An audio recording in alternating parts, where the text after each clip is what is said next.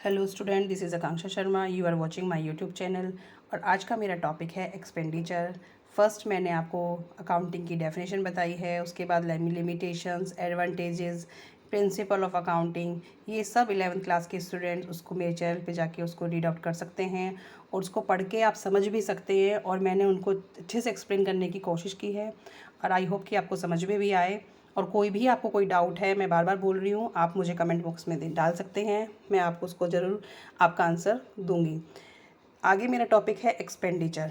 Expenditure का क्या meaning है अकाउंटिंग लैंग्वेज में? आपने जो भी मीन्स आपने क्या जो बिजनेस चला रहा है उसने कोई भी ऐसा खर्चा किया गया है जो लायबिलिटी के साथ है, एक्सपेंस भी कर रहा है और लायबिलिटी के साथ है। Like money spent of liability incurred for acquiring goods और service asset is called an expenditure. मतलब गुड्स को एक्वायर करने के लिए कोई भी या गुड्स एक्वायर कर रहे हैं या कोई सर्विस हम एक्वायर कर रहे हैं और उसको क्या बोला जा रहा है और खर्चा किया जा रहा है, उसके लिए मनी स्पेंड की जा रही है, उसको क्या बोला जाएगा? एक्सपेंडिचर। दस an expenditure is a payment for a benefit receive. और ऐसे खर्चे किसके लिए किए जाते हैं? जिससे हमें बेनिफिट होता है। Payment of rent, salary, purchase of goods, purchase of land, machinery, furniture etcetera.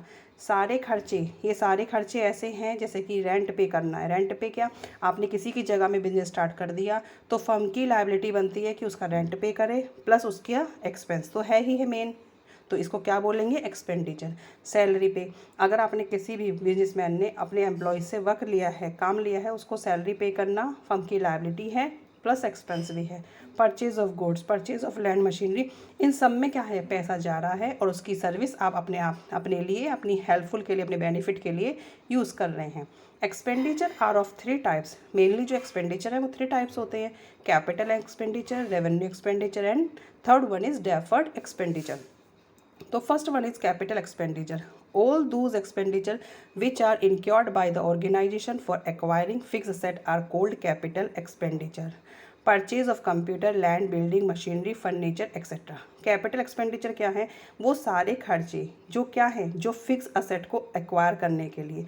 Fix assets क्या होती हैं? जो आपका लॉन्ग टर्म आपको बेनिफिट देंगी। आपने मशीनरी खरीदी, बिल्डिंग खरीदी, लैंड बिल्डिंग खरीदी है और कोई भी आपने कंप्यूटर खरीदा है, ये सब क्या है? ये सिर्फ फिक्स असेट्स हैं और लॉन्ग टर्म असेट्स भी इनको बोलते हैं। तो इन ऐसे खर्चे जो आपने फिक्स असेट को परचेज करने में किए उनको क्या बोलते हैं? Capital expenditure. Similarly amount spend for improving the existing asset so as to enhance its operating capacity in future is called a capital expenditure.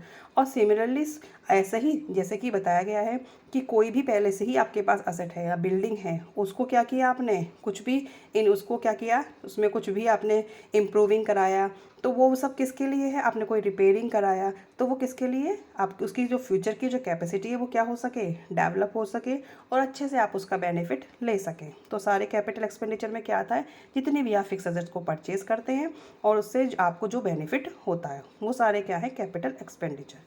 Second one is revenue expenditure. All those expenditure which are incurred in the firm during an accounting period and the benefit of which is also enjoyed by the firm in the same accounting period are termed as revenue expenditure. For example, purchase of goods and service, payment of salary, rent, advertisement, etc. Revenue expenditure क्या होते हैं? जैसे कि आपने कोई भी expense किया, accounting period में ही किया और उसका खर्च जो इंजॉयमेंट है या उसका जो बेनिफिट है उसको आपको सेम अकाउंटिंग पीरियड में ही मिल गया। अब ये कि कैपिटल एक्सपेंडिचर में तो क्या था कि आपने आज एसेट परचेज करी बिल्डिंग, लेकिन आप उसका बेनिफिट लॉन्ग टर्म में लेंगे। बट रेवेन्यू एक्सपेंडिचर क्या है? जो भी आपने अकाउंटिंग पीरियड में परचेज किया, एक्सपेंस किया, उसका इंजॉयमेंट भी और उसका जो बेनिफिट भी है वो सेम अकाउंटिंग पीरियड में आप इंजॉय कर सकते हैं। लाइक जैसे कि परचेज ऑफ गुड्स, अगर आपने गुड्स परचेज कर ली हैं, कोई माल खरीदा है, उसको हाथ के हाथ ही आप बेचेंगे, स्टॉक जो भी डाला है उसको बिकेगा आपका और बेचने के बाद क्या आएगा? पैसा आएगा।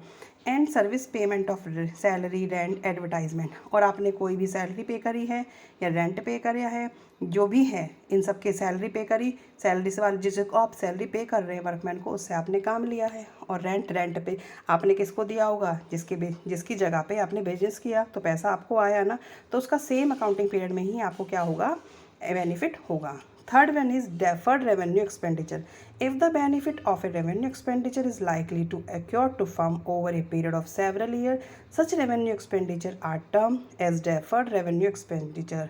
ऐसे खर्चे जिनको करने के बाद, एक बार करने के बाद आप उसका बेनिफिट कई सालों तक लेते हैं, वो सब क्या हैं? डेफर्ड एक्सपेंडिचर हैं। एक जैसे मैं एक थोड़ा ऐसी एग्जांपल बताती हूँ। आपने कुछ भी पैसा खर्च किया, money spent on advertisement for launching a new product, कुछ एडवर्टाइजमेंट किया, आप कोई प्रोडक्ट का जो फर्म है कोई प्रोडक्ट लॉन्च कर रही है, उसको दिखाने के लिए, उसकी मार्केटिंग करने के लिए उसने एडवर्टाइजमेंट पे एक पैसा खर्च किया, लेकिन जो पैसा खर्च किया उससे क्या हुआ? एडवर्टाइजमेंट बहुत अच्छे से हो गया, उसकी मार्केटिंग हो गई न्यू प्रोडक्ट की, अब मार्केट में वो आ गया है, तो उसके बाद उसके सेल के बाद जो इनकम होगी वो कई सालों तक होगी। तो ऐसे खर्चे जो आपको इस साल किए हैं, एक साल किए हैं, और उसका जो आप बेनिफिट है वो कई सालों तक लेते रहेंगे, वो सारे क्या हैं? Deferred revenue expenditure. Okay, thank you.